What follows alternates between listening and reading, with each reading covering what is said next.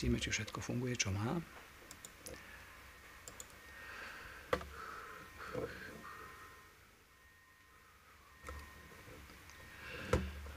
Niečo za chvíľočku by ste mali vidieť.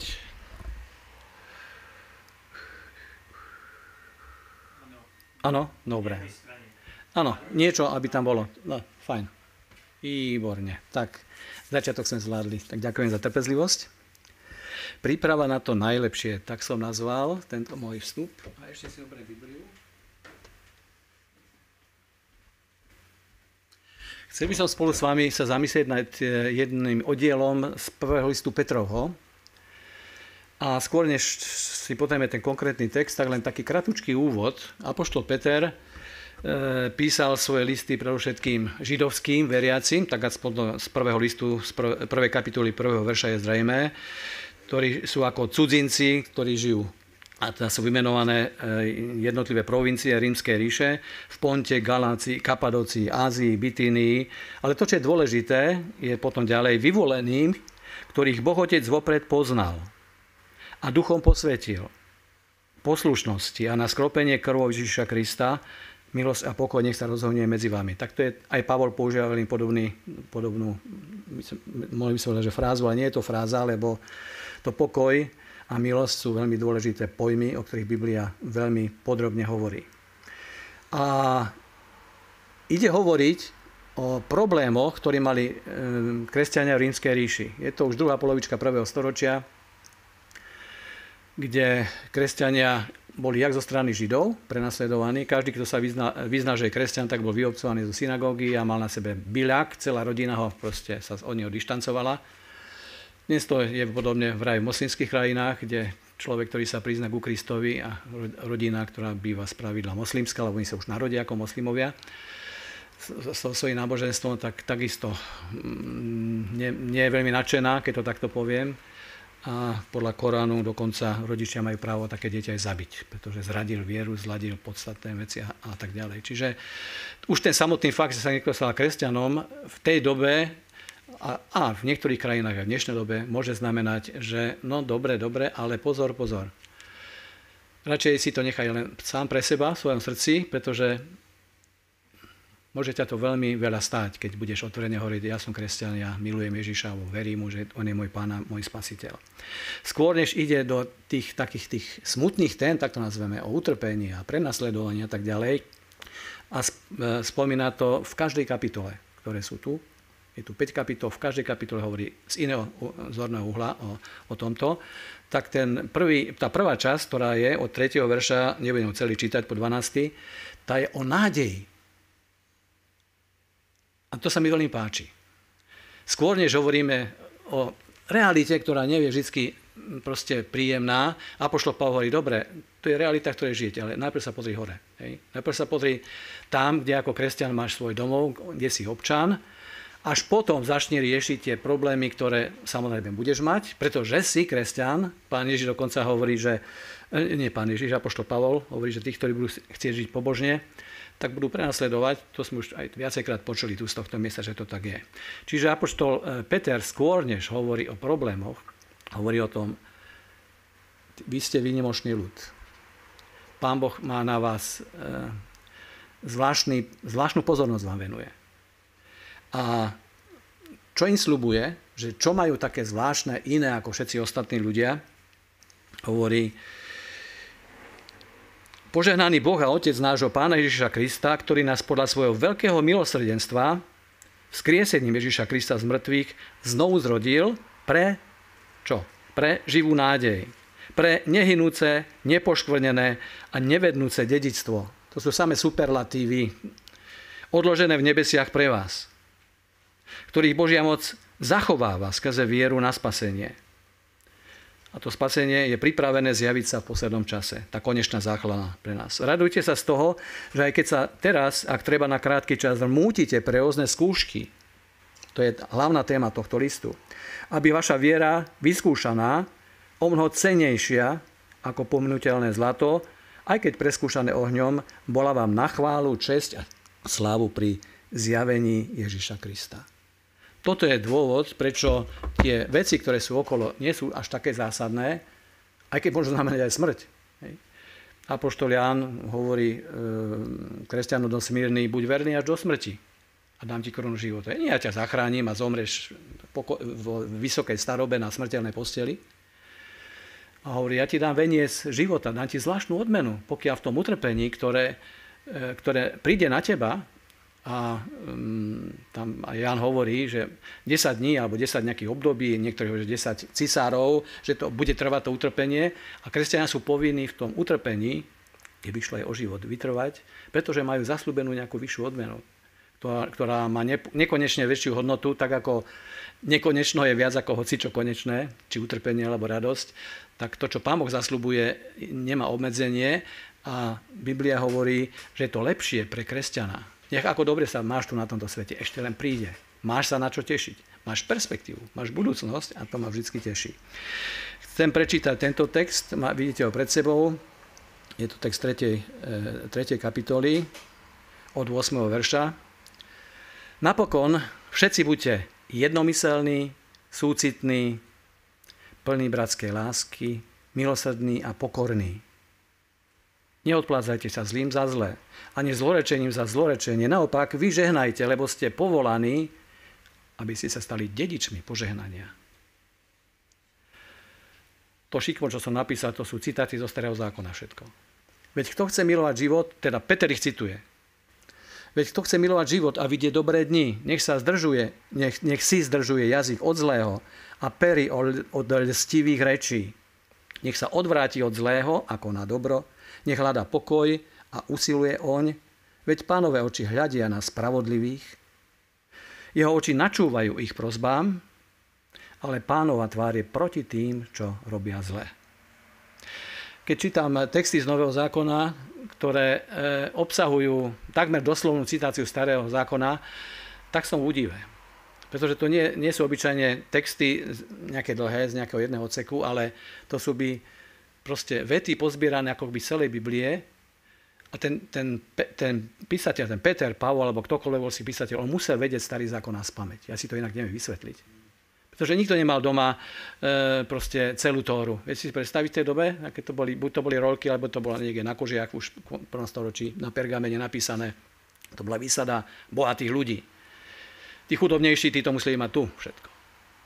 A súčasť výučby, teda aspoň v židovských školách, keď si bolo, že sa učili na spamäť texty z Biblie, zo Starého zákona pre nich.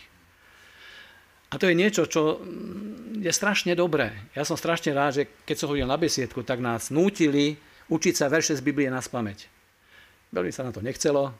Ani básničky na Vianoce, keď som musel recitovať, ja sa na to nechcelo, lebo však je to trošku námaha. Ale dodnes si to neviem vynachovaliť. Keď počujem nejaký čas verša, tak mne sa hneď vybaví celé znenie toho verša. Čím dlhšie chodím s Bohom, tak tým viac si to užívam. V podstate, že je to úžasné. Aj tá prepojenosť starej zmluvy a novej zmluvy. Ako je strašne fajn, že máme aj tú starú zmluvu, ktorej nemusíme vždy dobre rozumieť. Pretože je písaná jednému národu do iných kultúrnych a ekonomických akých podmienok, to už je jedno v podstate.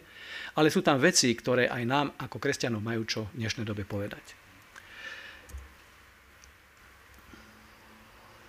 Trpezlivosť utrpení. Taký je nadpis v ekumenickej Biblii tohto textu. Niekde som počul, nemusí to byť nič vymyslené, že tak ťažko chorý kresťan ležal v nemocnici, prišla sestra pred rannou vizitou, mala v ruke chorobopis a tak pokývala hlavou, že teda nevyzerá to dobre, čo by samozrejme nemala robiť, aby nezbavila proste optimizmu tých pacientov a tak nejak tak povedala, no asi vás nebude nič dobre čakať. Takú nejakú vetu povedala. A čakala reakciu, ale to bol kresťan, ktorý povedal, asi sa mýlite. Ja som kresťan. Ja verím, že Pán Boh má pre mňa pripravené dobré veci, pretože v Biblii je napísané, že tým, ktorí milujú Boha, všetky veci napomáhajú k dobru. No choroba nie je dobrá vec, ale Biblia hovorí, že aj to môže napomáhať môjmu dobru nejakým spôsobom. Ja som mal úraz, mal nejaké dva stavce, som mal tu prasknuté, pol roka som ležal v takom pancieri, keď som sa chcel pohnúť. A som rozmýšľal, Pane Bože, koľko hriechov som urobil, čo som zle urobil, alebo prečo som tu. Je to veľmi dobrý čas, pre mňa to bol veľmi dobrý čas na premýšľanie, na takú rekapituláciu nad vlastným životom, či mi Pán Boh chce týmto niečo konkrétne povedať, a tých vecí mohlo byť naozaj mnoho. Bolo to pre mňa veľmi ťažké obdobie, ako pre každého, kto má ťažkú chorobu alebo kto má chronickú chorobu, tak to je ešte horšie, pochopiteľne. Ale to nemusí byť vždy, nemusí sa na to vždy pozerať z toho negatívneho konca. Je to nepríjemné, keď telo bolí, to sa nikomu z nás nepáči, pochopiteľne. Je to normálne, je to prirodzené. Ale my stále máme možnosť ešte akoby otvoriť oči a pozrieť sa aj niekam inám, ako na dole, na vlastné problémy, sa pozrieť hore. A Peter práve toto v tomto texte počiarkuje, a hovorí nakoniec, spomínal som sa na jednu udalosť, keď bol Peter vo väzení, Herodes ho chcel sťať. Poznáte skutky 12. Pán Boh poslal anjela a Peter bol proste plný nespavosti, však zajtra ma popravia, už to tento život nestojí za nič, určite frflal, hneval sa na všetkých. Že poznáte ten príbeh, ja som to schválne povedal takto negatívne. Peter tvrdo spal. Ťažko predstaviteľné. Ľudsky nepochopiteľné. Zajtra ťa čaká smrť. Možno, že aj mňa, neviem. Som šofér, každého šoféra môže zajtra alebo teraz čakať smrť. To nevieme, pochopiteľne. Ale to, čo je dôležité, že vedia, že v Božej ruke. Nech príde čokoľvek. A je to konečné. Hej? Smrť je bodka za pozemským životom. Pán Boh má nad tým kontrolu. On vie tú hodinu, ten moment, ten okamih, kedy sa to stane. Peter, potom ten text sme čítali, radujte sa z toho, keď máte prejsť nejakými skúškami, problémom, zármutkom a tak ďalej, všetko, čo s tým súvisí. Takže pozrieme sa na jednotlivé tie jeho pokyny pre nás, ktorí ako kresťania z pravidla ťaháme v spoločnosti za kratší koniec. My, ktorí si pamätáme to, čo hovorím, že komunizmus, tak tam to bolo úplne jasne definované. Si kresťan, vieš, že toto je maximálna úroveň, ktorú v práci môžeš dosiahnuť. Všetko vyššie už musíš byť stranický káder, keď nemáš, to je základná kvalifikácia a to je tvoja úloha. Ty si druhoradý človek tejto spoločnosti, môžeš byť vynikajúci, môžeš vedieť všetko možné, ale my ťa nepotrebujeme, my ťa chceme na tejto úrovni. Tam to bolo jasne definované. Že znamená to, nešlo mi o život. Hej. Ale ja som vedel, že som kresťan a všetci o mne aj v práci vedeli, že som kresťan a rešpektovali to, napriek tomu, že to bolo nepopulárne v tej dobe. A ako sa máme správať v čase, v danej dobe, v danej kultúre, to nám Duch Boží povie. Tá doba je preč, prišla iná doba, prišla demokracia so svojimi problémami, pokušeniami, ktoré nikdy v komunizme neboli. Hej. Hovorí, že obdivujem našu mladú generáciu, že teda dokáže si zachovať vieru. Pri tých všetkých technických možnostiach a zlých vplyvoch, ktoré cez mass media proste prenikajú do hlavy, do myšlienok človeka, je to niekedy možno ďaleko ťažšie, ako keby vám niekto dal pár faciek za to, že si kresťan. Ako sa to aj dnes deje, alebo pár úderov palicov, ako apoštol Pavol dostal. Pretože to vnútro človeka začína hniť. Kazí sa, ako jablko, ktoré zvonku je krásne, ale vnútri to nefunguje, ako by to malo. A my, kresťania, sa častokrát vedome, si dovolím povedať, otravujeme v tom zmyslu, že kazíme to vnútorné prostredie, ktoré Duch Boží chce vyčistiť a potom sa čudujeme, že v našom živote Pán Boh ako keby nebol, Pán Boh ako keby neodpovedal na moje modlitby. A to je jedna z možností, kedy mám šancu sa zamyslieť a povedať si, no, tak asi som niečo zle urobil. O tom hovorí Ján v prvom liste, v prvých kapitolách tieto problémy rieši. Ako môže vedieť, že som kresťan a že som v poriadku. Poďme k tým jednotlivým jeho výrokom alebo povzbudeniam. Napokon to je slovičko, ktoré hovorí o tom, že nakoniec, alebo teda suma toho všetkého, čo som vám doteraz povedal v tých 2 kapitolách, o tých vašich problémoch, ktoré majú aj o tom, že Pán Boh sa o vás postará, že máte nádherné dedičstvo, že ste Boží ľud, že patríte Bohu, tak hovorí napokon, akoby suma tohto celého, buďte jednomyselní. Ja budem teraz jednotlivé výroky čítať. Alebo takto. Súcitný, plný bratskej lásky, milosrdný a pokorný. A dávam otázku, to ešte skôr nebudem pokračovať. Ktorý z týchto výrokov by mohol byť akoby nadpis, alebo je takým spoločným menovateľom pre všetky tie ďalšie ostatné vlastnosti. Je ich tam 5 vymenovaných, ak som dobre počítal, ktorý by si dal, že to je ten najdôležitejšie, z ktorého vyplývajú možno aj tie ostatné. Skúste si tipnúť. Plný bratskej lásky. Pretože láska je základ všetkého ostatného. Spomeňte si, na apoštola Pavla, ktorý keď hovoril o zákone, v Rímanom 13. kapitole, tak hovorí, plnosťou zákona je láska. Milovať Boha, milovať človeka, to stačí. Keď toto budeš mať vo svojom srdci, tak to ostatné, čo je v desateru alebo kdekoľvek napísané v Biblii, sa ti stane akoby niečím, o čo sa budeš snažiť. Takže láska, a tá bratská láska hovorí o spoločenstve. Hovorí o tom, teraz hovoríme o duchovnom spoločenstve nás, veriacich ľudí, a hovorí o tom, že Pán Boh chce, aby sme sa navzájom akceptovali, rešpektovali. A aj tie ďalšie prejavy, jednomyselný. Jednomyselnosť neznamená uniformita. Vysvetlím, ako ja to rozumiem tomu slovu. Jednomyselný, ja môžem napríklad byť s mojou manželkou jednomyselný v tom, čomu chceme my ako rodina slúžiť. Máme nejaký smer nastavený, obidva sme veriaci, sme kresťania, ale to, akým spôsobom to budeme robiť, tam môžeme mať úplne rozdielne názory. A to neznamená, že sa hádame, ale máme iný názor. Alebo iný obraz na jednomyselnosť, telo, fungovanie tela. Biblia hovorí, že aj to duchovné telo má nejaké údy, ruky, nohy, oko. Každý ten úd robí to nejak inak. Ale jeho zmysel a cieľ je, aby tomu telu bolo dobre. Hej. Teraz keby som si dal facku, nedám si ju, to by ma bolelo. Tak by som sa čudne pozrel na tú ruku, čo mi to robí. No, nemôžeš si robiť, čo chceš. Tá ruka slúži dobru všetkých ostatných. A tak by to malo byť aj v cirkvi, v zbore, spoločenstve. Tá rôznosť nie je na prekážku jednomyselnosti. My chceme oslaviť Boha. Všetko, čo tu robíme, ja verím, že nie len my ako starší, ale všetci, ktorí sme tu, sme tu preto, aby sme Pána Boha oslávili. Ako to urobíme? No to môžeme byť 10 rôznych spôsobov. Dokonca niektoré môžu byť aj zlé tie spôsoby. Isté, že môžu byť, ktoré neoslavujú Boha, ale si myslíme, že by mohli. Ale na to sme v spoločenstve, aby sme diskutovali o tom, hovorili, toto by sme chceli spolu robiť. Urobiť nejakú tú akciu, možno pre verejnosť, nie byť tu len sami pre seba, aby proste ľudia vedeli, že sú tu nejakí veriaci ľudia, nejakí kresťania a niečo im ponúknuť. Čiže byť jednomyselný znamená rešpektovať druhého, taký, aký je. Nesnažiť sa mu vnútiť niečo svoje vlastné, nesnažiť ho prerobiť na svoj obraz. To obyčajne chyba manželiek, nie je tu moja, môžem povedať. Je chorá inak, takže ja zároveň ju ospravedlňujem, má ospravedlnenku podpísanú na dnes. Teraz som si sekol do vlastnej vety a som sa stratil. Áno. Že si myslia, že v manželstve síce ten muž má všelijaké negatívne veci, ale ja ho prerobím. On postupne ani nebude vedieť, ale on bude taký, ako ja chcem. Ale presne to isté si myslia muži o svojich ženách. To platí aj naopak. Nikto z nás nie je dokonalý a každý z nás má nejakú predstavu o tom partnerovi, o ktorom sníva, túži, aby ho mal alebo nemal. Ale vždy je to niečo, čo nás potom privedie do reality života. Povie áno, však aj ja som taký všelijaký, makový, kakový. Čiže byť v zbore spoločenstve znamená rešpektovať rôznosť pri jednomyselnosti, pri tom jednom cieli, ktorý všetci sledujeme.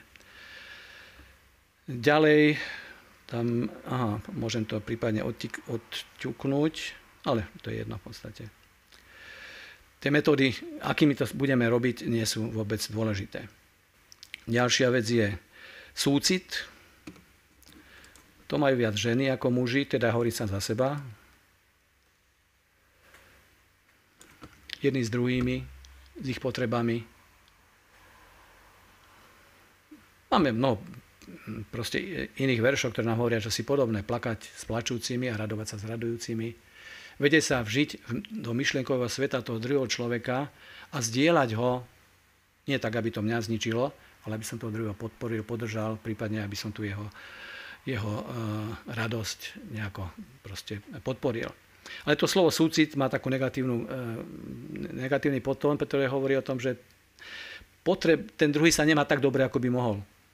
Či je akýkoľvek dôvod na to je, či je to nejaký telesný problém, alebo či je vo väzení pre Krista, alebo nejako... Proste má sa zle. Hej? Ale to neznamená, že sa musí mať zle aj duchovne. To chcem, aby sme si tieto veci, ja to budem viackrát počiarkovať, aby sme si toto uvedomili. To, ako sa má moje telo, ešte neznamená, aj keď samozrejme to prepojenie duša, duch a telo je pochopiteľné, že je, ale to nemusí znamenať, že telo bude dominovať a bude určovať, aj moje pocity, do určitej miery áno, ale dokonca aj môj duchovný život. Tak to by tak asi nemalo byť podľa Božieho slova. Byť súcitný, byť milosrdný. To je ťažké slovo. Keď hovoríme o Božej láske k nám, tak to milosrdenstvo nám je jasné. Hej, milosrdný Samaritán napríklad, alebo stratený syn a iné príbehy, kedy nám niekto preukazuje nezaslúženú priazeň. Obdarúva nás nezaslúženými proste dobrami, tak by som to povedal. Pán Boh chce, aby sme sa povedali, že komu môžem ja, komu môžem urobiť dobre. To nakoniec zaznie ešte raz opakovane táto myšlienka. Byť milosrdný, tam niekde byť ohľaduplný možno, byť gentleman, neviem to celkom presne popísať, čo všetko by to mohlo obsahovať, ale nebyť necitlivý, možno takto negatívne by sa to dalo tiež povedať. Milosrdenstvo v Rímskej ríši bolo slabožstvo. Kresťania boli pokladaní, pretože v Rímskej ríši platilo ten, kto má svaly, kto má meč, kto má moc a autoritu a peniaze, tak to je ten človek. Za takýmto životom sa všetci ženieme. Potom prišli kresťania, ktorí hlásali úplne iné hodnoty a nikto im nerozumel. To bolo úplne metúce. Prídeme za chvíľku k tej bratskej láske. Možno ešte niečo nakoniec povieme. Ale Pán Ježiš presne to isté robil. Ja spojím to milosrdný a pokorný. Byť pokorný znamená myslieť o inom lepšie ako o sebe samom. A to je veľmi ťažké.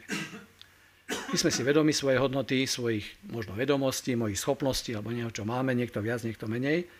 Ale Biblia hovorí, tvoja povinnosť je, aby si, keď prídeš do zboru, pozrieť, čo ten druhý brat a sestra robí lepšie, vie lepšie, robí lepšie ako ty v podstate. A aby si mu to prípadne aj povedal, aby si mu za to poďakoval, aby si ty nespíšnel. Pretože keď si myslíš, že všetko zvládneš najlepšie a nikoho nepotrebuješ, to občas mne sa stáva, musím povedať, ja všetko sa snažím urobiť sám. Ale byť pokorný znamená, ten druhý to možno nerobí tak dobre, ako ty to urobíš, ale urobí to a naučí sa a pôjde ďalej. Ty tu nebudeš navždy a odozdaj svoje schopnosti niekomu ďalšiemu. To sú známe veci. Pán Ježiš Kristus je nám v tomto naozaj príkladom, keď ho prenasledovali a robili mu zlé, tak on sa nebránil, to Peter hovorí v tomto istom liste. Čiže, ak to tak zhrnieme, ako sa máme starať, alebo prejavovať tú kresťanskú lásku, to sú tie 4 ďalšie vlastnosti, ktoré nám apoštol Peter hovorí, byť vnímavý pre potreby druhých a rešpektovať ich iný pohľad na vec. Pokračuje ďalej, praktické rady. Neodplácajte sa zlým za zlé, ani zlorečenie za zlorečenie, naopak vy žehnajte. Lebo ste boli povolaní, aby ste sa stali dedičmi požehnania.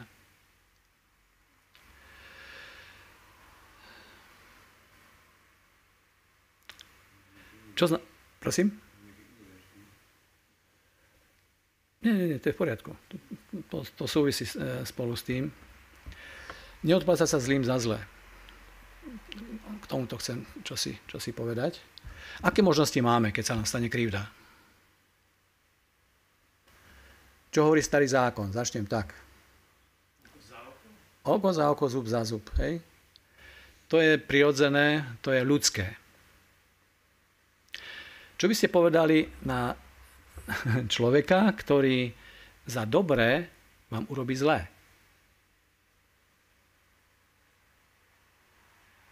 Dá sa to? Dá, určite.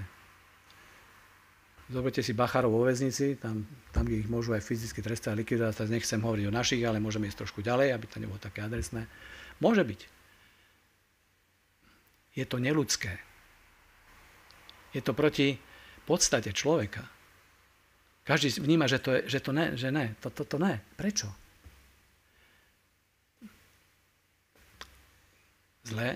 Zlým sa odplatí sa dobré, to je satanské, tak by ste to mohli nazvať. Odplatí sa dobrým za zlé, to je ten posledná možnosť, ten extrém, o ktorom hovorí, že Biblia toto máme robiť. Nie je to ľudské. Ľudské je, čo ja tebe, to ty mne. Keď ty mi požičiaš nie ako ten motiku alebo čo, tak na budúce ja ti zase požičiam. Hej. Nechceme nikomu stať dlžný nič, tak aby to bolo tak vybalancované všetko. Nechceme byť nikomu za nič zaviazaní, aby som povedal. Keď nám robí dobre, tak aj jemu urobí dobre. To je také ľudské, normálne správanie sa. Ale urobiť dobre tomu, kto robí zle, to je kristovské. To je niečo, čo nie je normálne. A nerobí nám to ani dobre, častokrát. Vôbec to pripustiť. Lebo spravodlivosť je niečo, čo nás nutí si vymáhať to, čo nám patrí.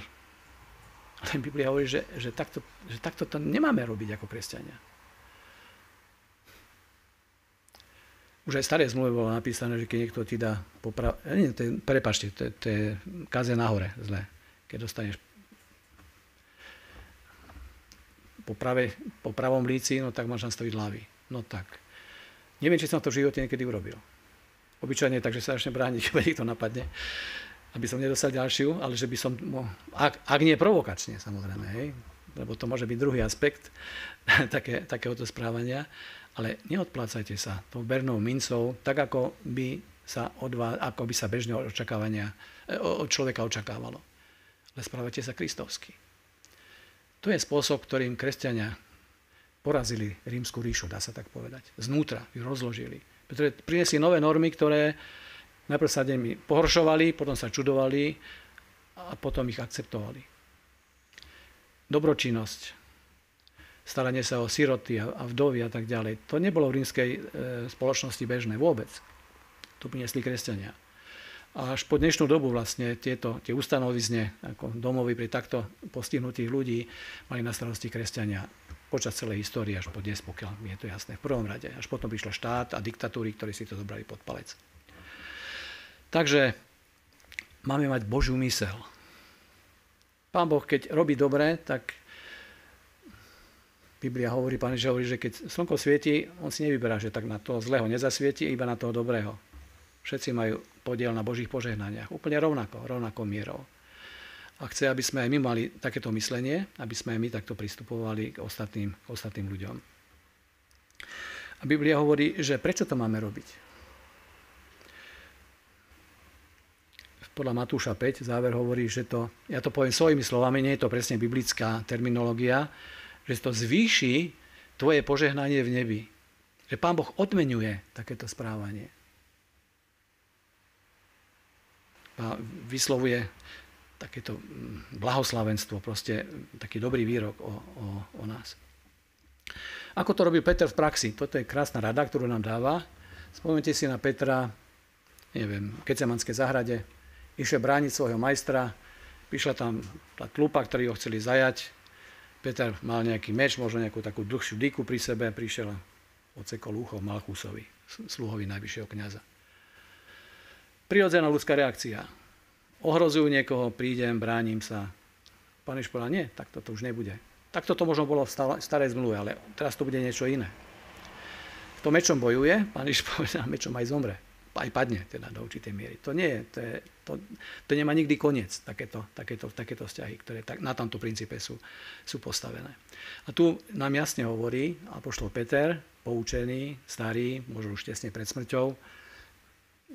Sú rôzne odhady, kedy bol tento list napísaný, nie je to teraz podstatné, je dôležité. Ale neodplácaj sa si za zlé. A ten verš, ktorý je pod tým, vlastne na toto odpovedá. Pán Ježiš je náš vzor aj v tomto. Nadávali, zlorečili, posmievali, pokúšali, trpel, smiali sa, vykrikovali, nevyhrážal sa, ale všetko odozdal tomu, čo spravodlivo súdi.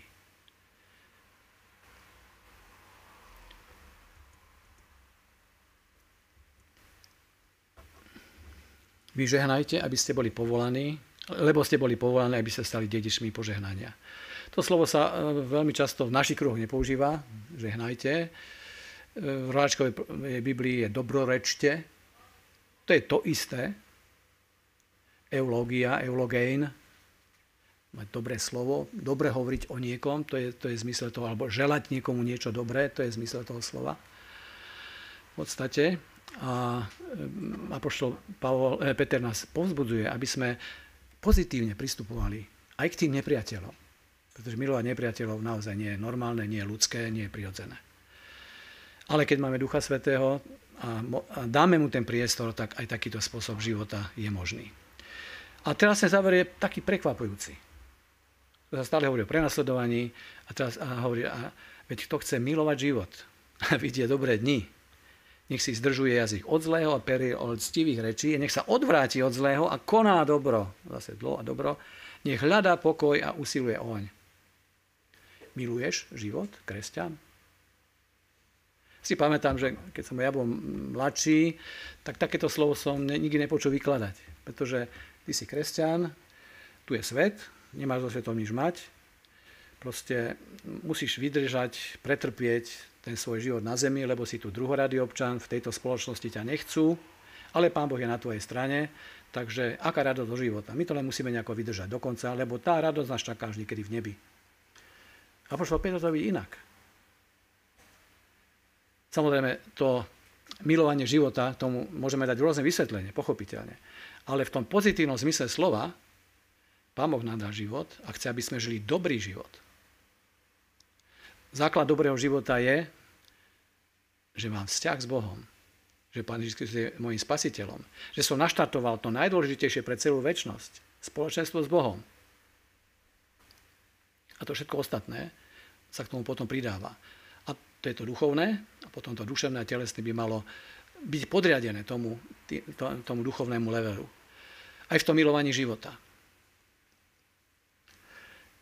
Nemáme žiť rezigrovane s nejakým tým kyslým výrazom tváre, však už teraz som kresťan, ak to všetko vydržím, aj to prenasledovanie v práci, v škole, kdekade. Ale naopak, tešiť sa z toho, čo mi Pán Boh dal. Pozerať sa z pozitívneho zorného uhla na tie dary, ktoré už mám. Byť vďačný Pánu Bohu. Každý deň. Biblia dokonca hovorí, že za všetko, čo ani ja nedokážem vždy. Prečo mám ten život vidieť ho pozitívne? Pretože Pán Boh chce, aby sme aj my ako kresťania boli. Poznáte tie výrazy. Vždycky sa radujte. No tak, áno, keď prídem do zboru, tak možno, že sa mi to podarí. No ale manželka ma pozná určite iného, hej. Tak toto vždycky nefunguje. Proste Pán Boh chce, aby sme boli konzistentní, hej, aj v tom, čo myslíme, veríme, že je dobré a v tom, akým spôsobom sa správame. Takže ja som tam dal nejaké číslice k tým výrokom. Druhá vec je milovať život a vidieť dobré dni. A aby to mohlo byť možné, máme zdržovať jazyk od zlého a pery od lstivých rečí. O jazyku Biblia hovorí veľa a väčšinou nie pekne.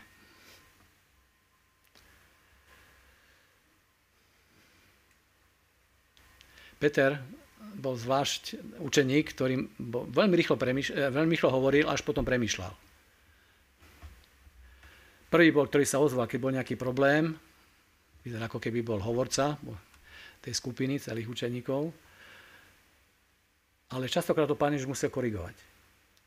Pri poslednej večeri, poznáte ten príbeh, Pán Ježiš umýva nohy svojim učeníkom, príde k Petrovi, a Petrovi, Páne, ty a mne? To bol predsa dôkaz jeho pokory. Predsa ty si tu a ja som tu, to nikdy nemôžeš.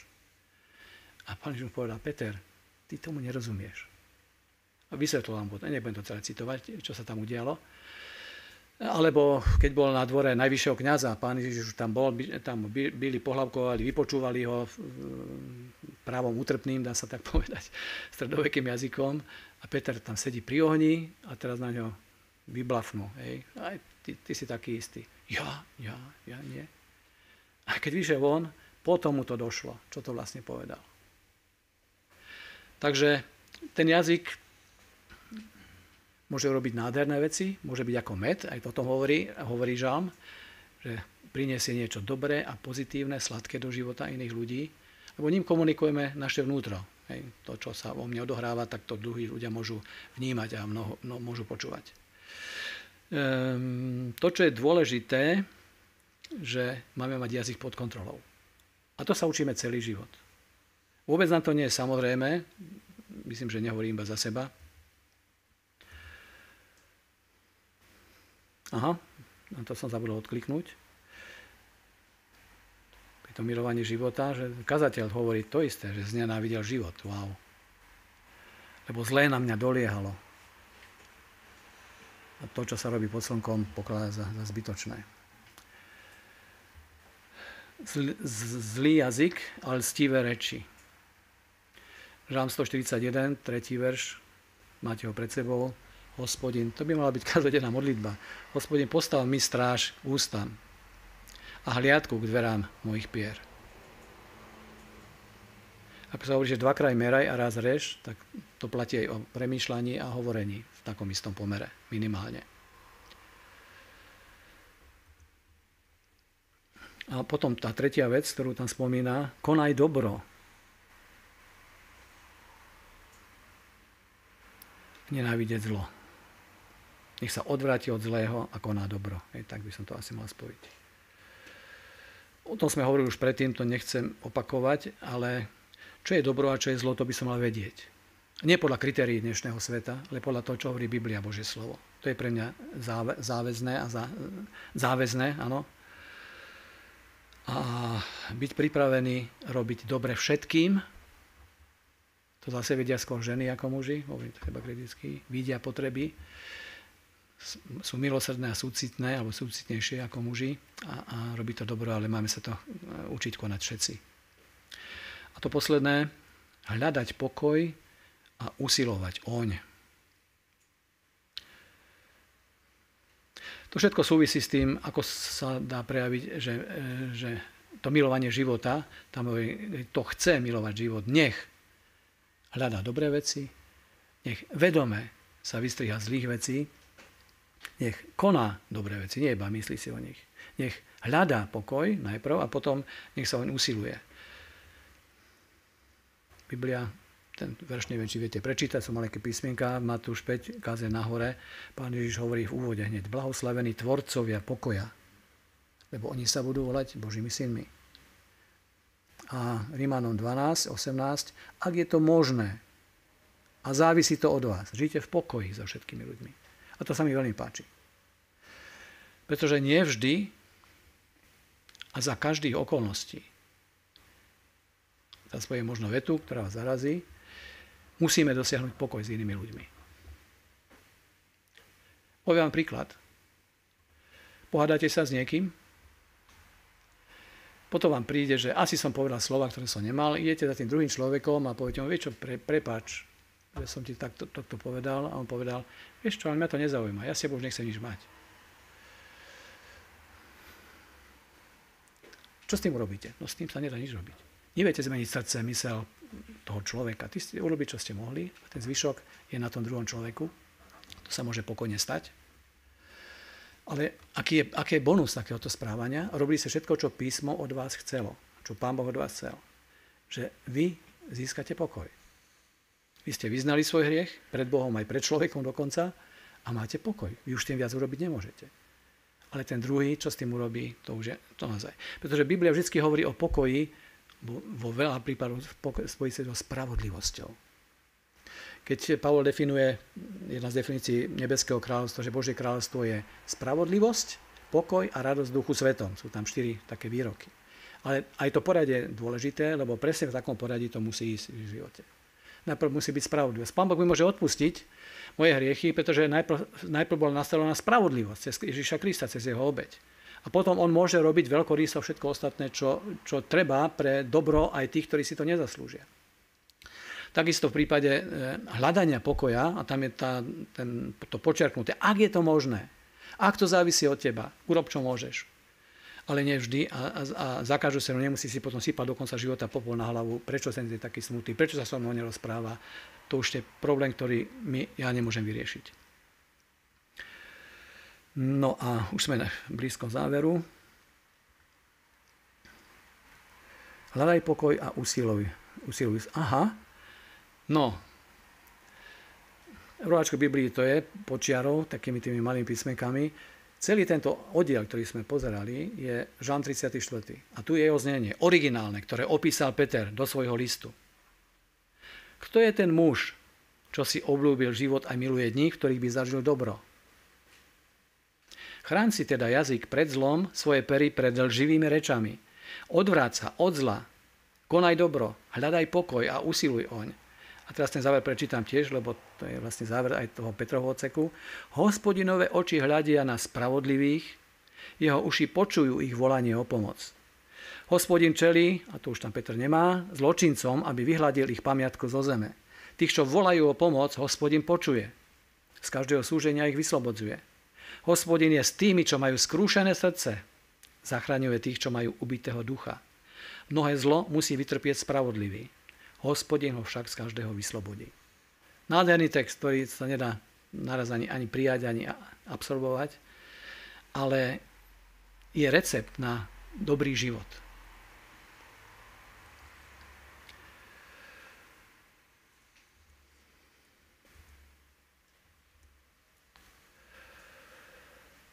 A tu je záver toho textu. Ktože vám uškodí, ak budete hodliť za dobro? Ale ak trpíte pre spravodlivosť, ste blahoslavení. Nemajte z nich strach, nelákajte sa, ale Pána Krista posvete vo svojich srdciach. Tam mám výrok z Izaiáš 8.13, ktorý znie veľmi podobne. Hospodina zástupov pokladajte za svätého, jeho sa bojte, pred ním sa strachujte. Táto 8. kapitola, to je vlastne reč proroka Izaiáša k judskému kráľovi Achazovi. Poviem vám tú historickú situáciu, aby sme vedeli kontext, prečo to takto je napísané. Asýria bola svetová veľmoc v tej dobe. Asýria je niekde v dnešný Irán, alebo čas Irak skôr, tak, proste Mezopotámia.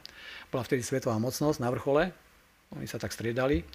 A chceli evidentne zaútočiť a žiadali, aby sa im podali všetci králi v tom úrodnom polmesiaci. Ak trošku poznáte Blízky východ, tak od Mezopotámie, od Perského zálivu je taký oblúk úrodnej zeme, až po pobrežie Stredozemného mora, až po púšť Sinaj. No a tí králi, ktorí boli v tejto oblasti, to bol egyptský kráľ, babylonský alebo akýkoľvek, tak sa snažili ovládnuť aj tie ostatné menšie národy. Lebo ten väčší, ako aj dnes vidíte, väčší ide na menšieho, lebo môžem, lebo som väčší. Tak vtedy sa to robilo tiež tak pravidelne. Tí väčší sa rozhodli, že si podrobia nejakú ďalšiu krajinu a robili sa to dosť pravidelne ešte pred obdobím dažďov. A Biblia hovorí, že to bolo v čase, keď sa viedli vojny. Že bol nejaký čas, kedy bolo jasné, že teraz sa bude viesť vojna, alebo že sa môže viesť vojna, lebo sú príhodné klimatické podmienky na to. No, izraelský král a sírsky je akoby sused, to je akože Izrael a Damašek, keď si predstavíte dnešnú mapu, sa dohodli, že si uzavrú alianciu vojenskú, aby mali silnejšie vojsko, aby sa vedeli brániť proti Asýrii, ktorá keď príde, to bola obrovská armáda v podstate, tak aby mali viac ľudí. Lebo vyhral ten obyčajne, kto počtom prevalcoval toho slabšieho súpera. Tak aby sa dosilnili svoju pozíciu, tak išli za judským kráľom a povedali mu, pridaj sa k nám, budeme silnejší.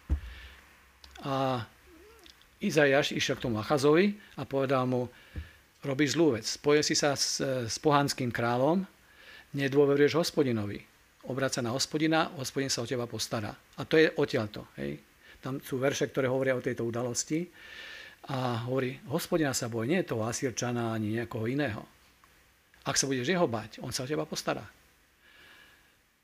V našom živote častokrát sa správame veľmi podobne. Vidíme množstvo nepriateľov, množstvo problémov, strachov, obáv, ktoré ani nemusia prísť.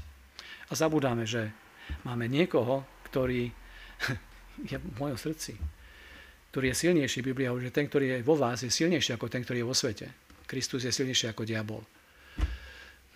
A keď Pán Boh dovolí nejaké skúšky, nejaký test, nejaké súženie, má na to dôvod. A robí to častokrát preto, ako sa aj zlato čistí v ohni, aby niečo z nás vyliezlo, niečo dobré a pozitívne. Aby tá človečina, ktorá nám je blízka, aby sa spálila, alebo aspoň časť z nej, a aby to kvalitné, to nové, to, čo Pán Boh do mňa dal, aby sa prečistilo. Nie vždy, keď som v tej skúške, ja to vidím. Nie vždy, keď sa mi to páči. Ale bude fajn, keď nerozumiem a neviem prečo, Pane, tak to nepoviem nahlas, dám si ruku na ústa a budem čakať, čo z toho vyjde. Tak, aby bol Pán Boh oslávený. Božia milosť sa časokrát prejavuje práve v utrpení. Božia blízkosť nám sa prejavuje práve vtedy, keď nám není dobre. Ale musíme mu to dovoliť. Musíme mať s ním vzťah. Mal by som mať komórku, kde s ním komunikujem. Kde dovolím, aby nielen ja hovorím, ale keď sa stíšim, tak začnem vnímať aj odpovede na moje problémy. A dôverujem, že keď nie tu, na tomto svete, budem vidieť možno všetky tie požehnania, tak určite v jeho blízkosti a prítomnosti on mi všetko mnohonásobne vynahradí, pokiaľ som nezaprel jeho meno. Amen.